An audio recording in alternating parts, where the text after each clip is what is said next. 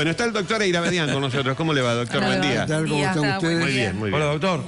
Pasó totalmente desapercibido. No tuvo ninguna repercusión. Nadie en el orden nacional se enteró o se interesó en conocer los pormenores. Ustedes saben que hay un fenómeno creciente de la disminución de la venta de diarios. Los diarios los leen, entre otros, en las radios, algunos, en los canales de televisión, algunos, en los bares, selectivamente, algunos clientes, y en algún otro lugar. Y los que tengan hábitos antiguos, que no tengan acceso a internet, etc. Entonces, esta noticia, que debió tener una enorme repercusión y generar un gran debate por sus características no solamente espeluznantes, sino por el comportamiento social que evidenció un jurado popular al resolverlo, fue difundido de una manera bien amplia en un matutino de la ciudad de Córdoba, en la contratapa, con fotografías, un título sugestivo, atrapante, pero sin embargo nadie, ni siquiera en el ámbito tribunalicio, le dio importancia. Entonces hay que recoger esto. Sabemos que estamos asistiendo a una colosal adquisición de derechos de las mujeres, afortunadamente, que genera a su vez también muchas polémicas por algunas iniciativas referidas a esos derechos.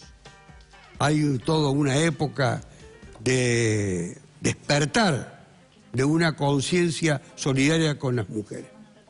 Pero vamos al hecho. Vamos al episodio que permanece todavía oculto. Y el que tuvo el primer acceso fuera del ámbito de quien era la autora del hecho fui yo, porque fui el primer abogado defensor interviniente en la causa.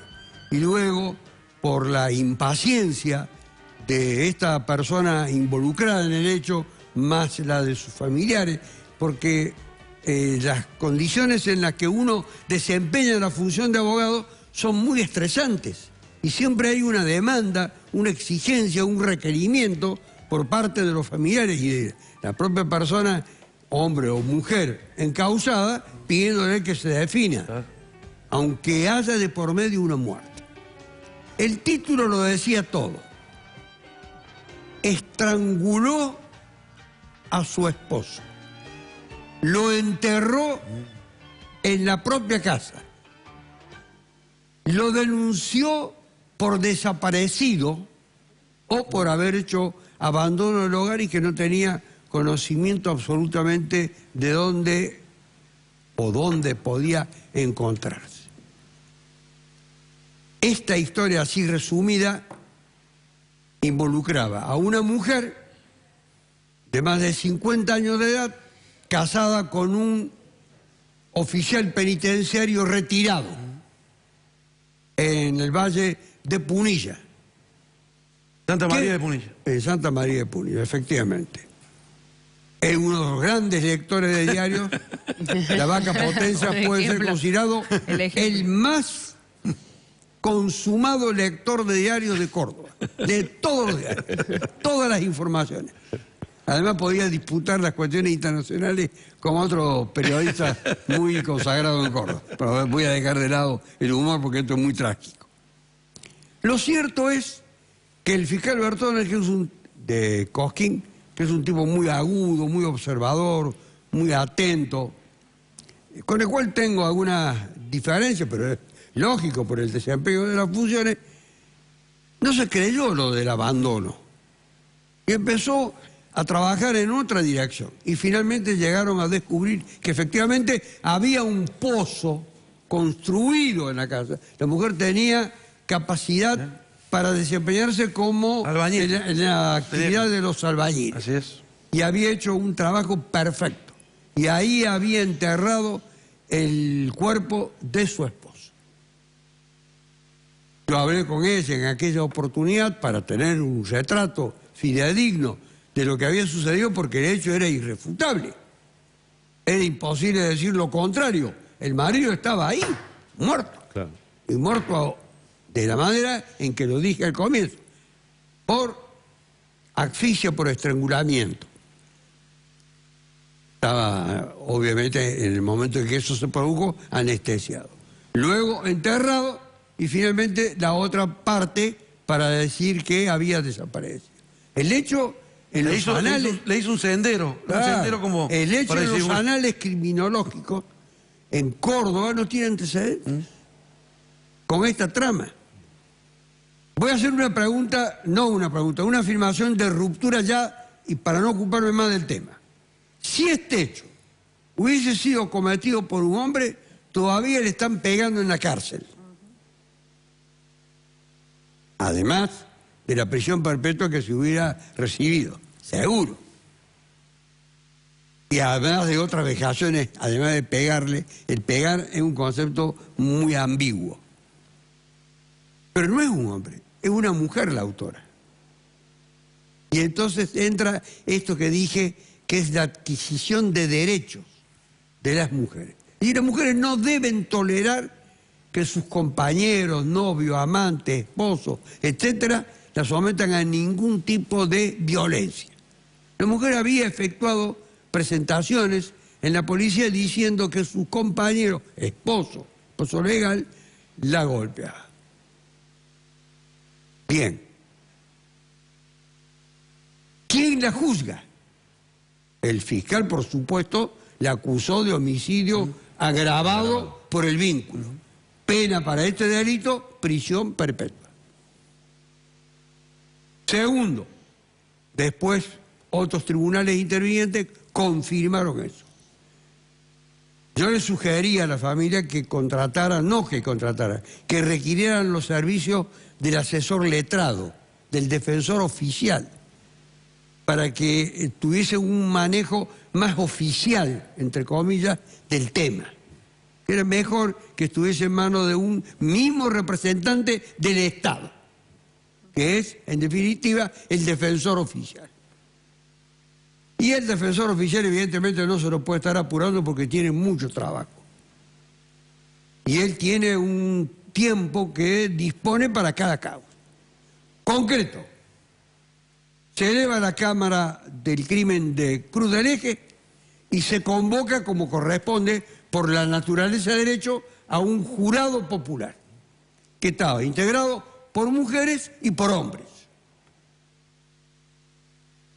La fiscal, que es una fiscal que ya la caractericé hace 1 o 2 semanas atrás, muy aguda, muy observadora, muy preparada, que participa de cursos, etcétera, dijo que el hecho era premeditado. Era un hecho armado. Armado. Concebido como tal, proyectado como tal, y le pidió la prisión perpetua.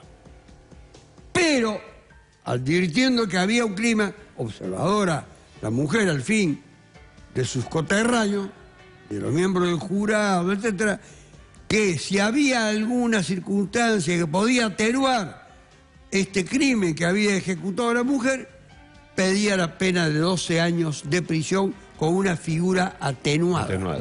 Pueden ser circunstancias extraordinarias de atenuación, emoción violenta, hay muchas figuras, esto no es una clase de derecho. Había una representante de la familia del muerto, constituido en querellante, una mujer también, y compartió los criterios de la fiscal de la causa. Prisión perpetua o, subsidiariamente, en reemplazo de esa figura más grave, esta otra, pero con una pena que había requerido la fiscal, la de 12 años de prisión. El jurado, por unanimidad, decidió la absolución lisa y llana de la mujer. Piensen en la secuencia para no caer en errores de interpretación. Estrangular, sin pelea. No, pero además le dio un somnífero primero. Ah, le dije que estaba anestesiada. Lo durmió primero. Le dije que estaba anestesiada. Claro. Justamente estaba en estado de inconsciencia. Claro. Por eso digo, no hubo ninguna confrontación, no hubo ninguna disputa, frente a la cual, en el caso de haber sido acometida o golpeada o sometida a un acto de violencia, claro, hubiese reaccionado y le hubiese aceptado un golpe o lo que sea. Ese es el principio de lo que se llama la legítima defensa. Lo cierto es que el hombre estaba inutilizado para obrar, proceder y actuar. Es ejercer violencia. Luego, los actos subsiguientes, como dije, la de enterramiento y la de la denuncia, que podría parecer, como dijo la fiscal, un acto frío, un acto oficinesco. Ir a una dependencia policial y decir, mi marido desapareció. Para darme una explicación también a los familiares de la víctima. ¿A dónde está fulano? ¿Y en qué se basó el tribunal para absolver?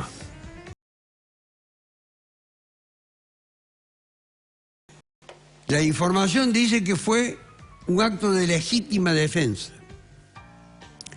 Si hay un cuadro de violencia, supongamos, de violencia de género, continuado, denunciado, etcétera, pero para la legítima defensa tiene que mediar una agresión simultánea a la reacción de quien se defiende. Claro. Si no, este acto aparece como un acto de venganza. Puede ser otra figura, no sé cuál será, en definitiva. Ahora lo tiene que fundamentar el tribunal técnico integrado por 3 jueces, que coincidieron con la decisión del jurado popular, sobre el cual voy a decir, para terminar, lo más importante de todo y que debió haber sido tratado por todos los medios del país. Pero, evidentemente, Córdoba es una isla, ni la tienen en cuenta, pero tampoco tienen en cuenta los grandes medios lo que verdaderamente ocurre. Los cómicos que se ocupan de las cuestiones jurídicas en Buenos Aires no saben nada. Se enteran 3, 4 años después. Bueno, conclusión. Ahora tiene que salir la sentencia donde se den los fundamentos de por qué se llegó a esa conclusión. Luego, la fiscal y o la querellante tienen derecho a recurrir en casación e ir al Tribunal Superior. Lo más importante, cierra el caso, es el epílogo, triunfante, diría operístico del caso, lo dan los miembros femeninos del jurado. ¿Sabe qué hicieron? ¿Qué hicieron? Saludaron a la acusada y con sonrisas la despidieron, la felicitaron por el desenlace en el que ellas contribuyeron obviamente con su decisión. Les faltó solamente ponerse de pie, aplaudirla y gritar ¡viva algo! Sí. ¿Viva qué? Porque no se celebraba la vida, se celebraban la muerte. Estas eran las mujeres... miembros femeninos del jurado popular. Jurado con sonrisas que registra la crónica. Sí, sí. Despidieron a la persona a la que acababan de premiar, de recompensar y de gratificar con una absolución. Ocurrió en Córdoba. En Córdoba. Sí. No fue materia de tratamiento de nadie. Gracias, doctor. Acá. Muy amable.